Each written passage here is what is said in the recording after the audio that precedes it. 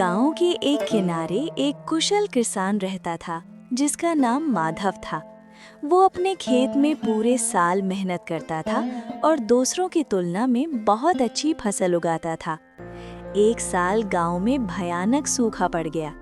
गांव के बाकी किसान फसल खोकर परेशान हो गए। माधव भी चिंता में पड़ गया क्योंकि उसका खेत भी सूखने लगा था। एक दिन खेत में काम करते समय माधव ने देखा कि एक वृद्ध साधु उसके पास आए।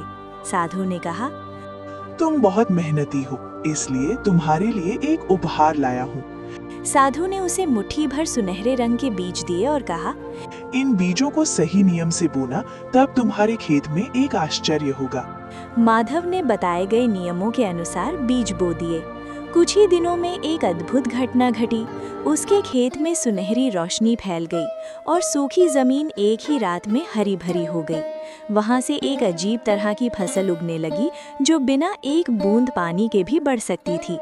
जिस फसल के बिना गांव वाले भूखे और परेशान थे, वही फसल माधव की वजह से फिर से गांव में लौट आई। माधव ने उस जादुई फसल के बीज सभी गांव वालों को बांट दिए और पूरा गांव फिर से खुशियों से भर गया।